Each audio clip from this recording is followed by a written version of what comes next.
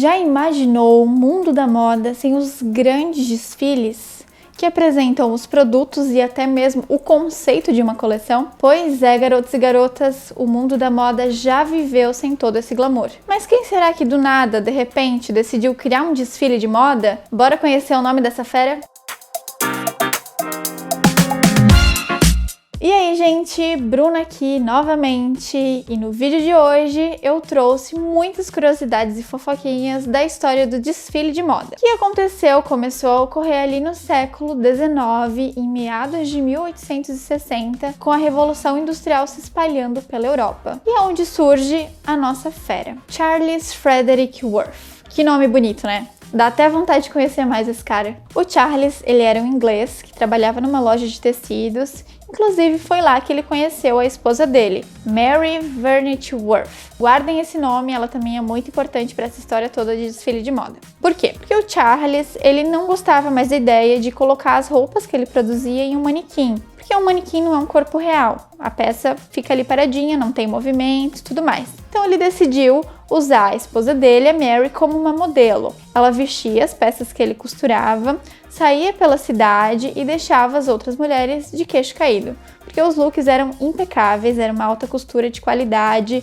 e elas queriam também experimentar essas roupas e terem acesso. Com a ajuda da sua esposa Mary, o Worth conseguiu várias clientes e conseguiu abrir finalmente a sua maison. Maison é uma casa de costura, que é o que a gente chama de ateliê aqui, porém lá em Paris é chamado de maison. Então sempre que eu falar essa palavra eu vou estar me referindo a uma casa de costura, beleza? Depois de ele abrir essa casa de costura, ele precisava vender os produtos. Para fazer essa apresentação, ele convidou as clientes deles para irem até essa sala de costura e claro que ele não iria ter só uma modelo, a Mary, para fazer a apresentação das peças. O que ele fez então? Ele pegou as vendedoras, conseguiu ali assimilar o corpo da vendedora com o corpo de uma cliente específica que ele tinha e ele colocava o look que a cliente dele achava que iria se interessar mais no corpo de uma vendedora que era próximo ao corpo dessa cliente. E assim ele começou a história do desfile com a sua esposa Mary e suas vendedoras numa maison em Paris. E quando eu digo que o homem é importante, como se não bastasse apenas criar um desfile de moda,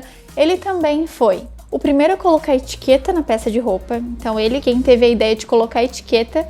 Antigamente não existiam etiquetas nas roupas. Foi Charles Frederick Worth também que inovou com essa ideia. Ele quem deu a ideia de criar coleções sazonais. O que é coleções sazonais? São looks para dia e looks para noite. Essa é a coleção sazonal. A ideia de Worth se espalhou por Paris e mais estilistas começaram a usar essa ideia. As clientes sentavam-se em cadeiras douradas e os desfiles levavam em média de 1 hora até 1h30. E hoje em dia normalmente são no máximo 17 minutos. Chegamos no século XX.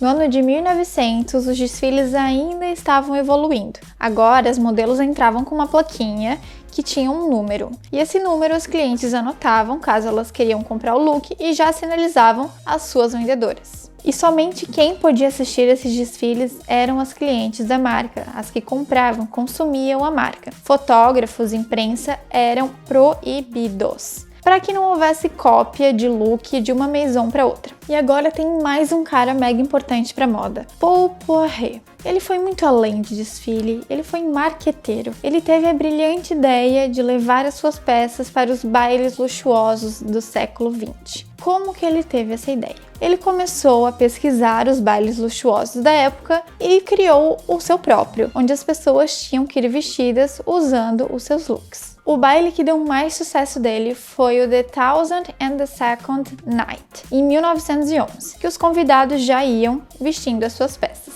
Chegando ali na década de 20, na década de 30, as nossas mulheres começam a brilhar na indústria da moda. Lá vem ela de novo, Coco Chanel e a Elsa Schiaparelli. Elas eram um momento em Paris e ainda faziam desfiles exclusivos para compradoras da marca. E aí entra o período histórico que virou a moda de cabeça para baixo total, a Segunda Guerra Mundial. Lá na década de 40, o Sindicato da Alta Costura, que em francês se chama Chambre Syndicale de la Haute Couture, começou a botar regra nas brincadeirinhas de desfile dos estilistas. Os desfiles agora precisavam ter no mínimo 35 peças para serem apresentadas. Também era necessário ser uma coleção sazonal, looks para dia e looks para noite. Mas foi em 1947, com o sucesso da marca Dior, que os fotógrafos e toda a imprensa puderam acessar e fotografar um desfile de moda. There's applause too for Scarlatti, a strapless evening gown showing the new Dior touch, short in front, a long train at the back. E assim, é muito estranho pensar que os fotógrafos e a imprensa não podiam assistir aos desfiles de moda. Hoje em dia, as grandes marcas contratam influencers, a imprensa e muita gente para realmente fazer a publicidade e o marketing acontecer. Foram tantos rolês para chegar aos grandes eventos de desfiles de moda que a gente tem hoje em dia, né? Pois é muito doido a gente pensar como a gente muda muito rápido a maneira que a gente comunica e vende moda. Já parou para pensar nisso? O que vocês acham da gente fazer uma parte 2 sobre curiosidades dos desfiles de moda? São tão curiosos e polêmicos?